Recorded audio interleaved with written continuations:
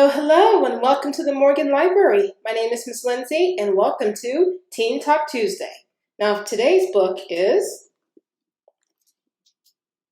A Song Below Water by Bethany C. Morrow. A Song Below Water.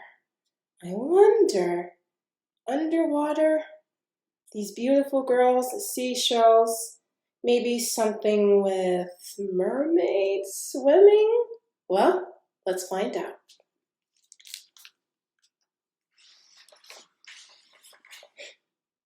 A Song Below Water.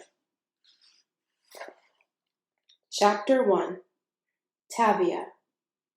It feels redundant to be at the pool on a rainy Saturday, even though it's spring. And even though it's Portland, but maybe I'm just more of a California snob than I want to be. Back home, I went to the beach on more than one cloudy day. I'd stand on the cold sand, burrowing my toes beneath the surface as though there'd be some warmth there. And I'd listen, just like I'm doing now. I always close my eyes, and today's no exception. It's never made a difference, but it's part of the ritual. And I guess it must mean something that I did it, even before I knew there was a way for living sirens to listen for their dead. It was one of the first things I learned when I finally found the network. So despite my lack of results thus far, I close my eyes now too. The problem is, I don't know exactly what I'm listening for. The story goes that sirens originated by the water, that once we used our calls to trouble seamen, and that when we die, our voices return to the sea. If the mythos is to be believed, and as far as any non-magic people are concerned, most of it isn't. I should be able to hear my grandmother here. Here, Portland, not here. The Southwest Community Center specifically. I mean, I'm at an indoor pool with all its colorful, elaborate water features that nobody's enjoying because my sister's the only person doing laps. Even if sirens' voices really do return to the water, they probably don't go to chlorinated bodies of it. The problem with mythos is that it varies too much for any one interpretation to be believed. Do sirens' voices return to the body of water near where they were born, or close to where they died? Do sprites have a physical body, and are they just too quick to see, or are their forms entirely ethereal? Do Elikos have to be self-obsessed phonies, or have I just been lucky to know that exact type? Who knows? I guess it depends on what movie or song or TV show shaped which decade. It doesn't really matter when what the world believes about you isn't a matter of life or death. And it isn't. Unless you're a siren. Anyway, I have another problem. I wouldn't know Grandma's voice if I heard it. We lived in neighboring states my whole life. She in Oregon and me in Cali. But we never met. If what the network taught me about how a siren listens for her ancestors ever worked, I still wouldn't know when I found her. I've got no lullabies, no loving nicknames, and zero turns of phrase to confirm her identity. Just my hope that like recognizes like. The community center receptionist did me a solid and let me accompany my sister Effie free of charge, since we're here for Effie's conditioning, and I never get in the water. I always hang way back so the girl doesn't think I'm trying to sneak a swim. So when I find I've gotten close to the pool's edge, I pin my arms behind my back. No one dives with their hands behind them, and take a break to watch Effie for a while. Beneath the water, she's got her feet hooked together, one leg behind the other so tight that not even the water can get between them. This is how she swims when she wants to go fast. When she's done her breathing exercises, and her underwater twirls and arches and hypnotizing glide. She doesn't look like a mermaid now. For one, she's abandoned the dramatic dolphin kick that her audience so loves.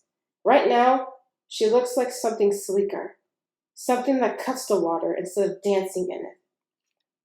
To clarify, Effie's not a real mermaid. She just plays one on TV, by which of course I mean at the Renaissance fairs. Obviously, play sister means we're not actually related by blood either, but real doesn't apply to family. With her tail on, and with the way she swims, and if you ignore basically everything known about mermaids, it isn't hard to believe she's legit. Every time I see her slip into character, I believe, and I wish I were something else. Anything else. A wave of chlorine rushes me, and the smell is so intensely antiseptic that for a moment I'm back in the sterile hallway of a hospital I haven't seen since my parents finally got me the heck out of Santa Cruz.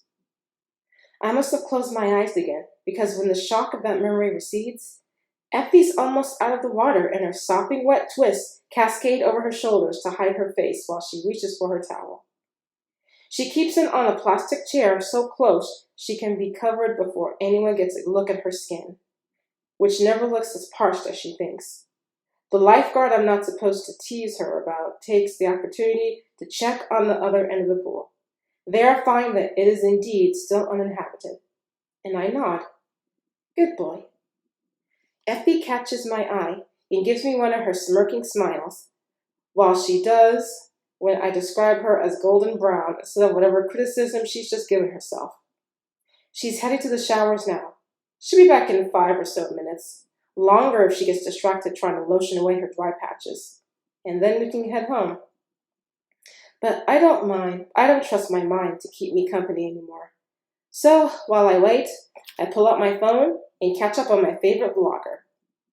I've been watching Camilla Fox's euphonious YouTube channel for the past 2 years. I've studied her wash and go technique. I've acquired a small kingdom's worth of natural hair products at her recommendation. And I still have not cracked the secret of her bounce and style preservability. In the tutorial, she cuts to a later date, and through the magic of a satin bonnet and a silk scrunchies, and the patience not to bunch her hair haphazardly into both, her 2-day-old wash and go always looks better than day one. Of course, if we could crack her secret, she probably wouldn't have 3.5 million subscribers. There's something she knows that we don't. Or she's a muse, if they still exist. Or anyway, she's just hair divinity walking among us. She's my Patronus. When I can't deal with real life, I escape into her virtual space, where everything is perfectly lit, perfectly coiffed, and perfectly accompanied by neo-soul music I never hear anywhere but natural hair videos in the beauty supply shop. But something is off. Not with the perfection that is Camilla Fox. I haven't gotten to her channel yet. But it's the fact that because I'm a subscriber who watches a little else these days, Camilla's face should be the first thing I see when I open the app. Except under recommended, there's another familiar face staring back at me. Another black girl, a woman from Southern Oregon. Only this one is dead. I recognize Rhoda Taylor, even though she hasn't been in the press much. Her picture showed up on the evening news the weekend after her live-in boyfriend murdered her, but only because social media has been circulating it and demanding to know why no one seemed to be saying her name. Now there's a breaking news banner under her picture, and it isn't a picture I've seen before. I shouldn't open the video, and I definitely should have muted it first, but I feel like there's a tornado in my guts, and I'm not thinking straight. My throat feels hot, like something striking metal against the flint. Rhoda Taylor, recent murder victim, suspected siren. I only catch fragments. It doesn't matter. I already know. As soon as I saw the thumbnail photo, I knew. There's only one reason a dead black woman would suddenly make the news.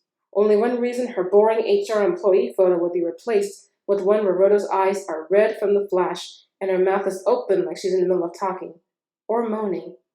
However, they're implying we entrants are hapless victims. The defense is saying the deceased was a siren, which means maybe she wasn't a victim at all. The video has captions. So when I realize the community center has great acoustics, I finally mute it. It doesn't stop the familiar, unsympathetic voices from blaring in my head. Sirens, they say. And anyone listening knows it's a dirty word. Danger, they report. And they're talking about the danger she posed. Never the danger we face. The world is closing in on me. And in the community center, I feel the wall at my back. There's a wet echo all around. And it's sad, but I'm relieved when I remember that I'm all alone. The news people, the talking heads who for once will all agree with each other. They aren't talking about me, at least not as far as they know. My chest is jumping with a jackrabbit pulse, and it's beginning to hurt. But no one knows. I am still safe. I must have slid down the wall because soon I find myself sitting on the floor. If it's damp, I don't notice. If I lowered myself into one of the many wayward puddles decorating the pool area, I can't tell. What matters is that no one can look over my shoulder. No one can see what I'm seeing. Even though, according to the viewer count, literally thousands of people have already seen it. I turn off my phone. This is something that even the iconic Camilla Fox, naturalistic goddess, can fix. Because Rhoda Taylor was a siren, like me. I think I'm going to be sick. And that was chapter 1 of A Song Below Water by Bethany C. Morrow. Thank you very much for joining me today, and I will see you next time. Bye-bye.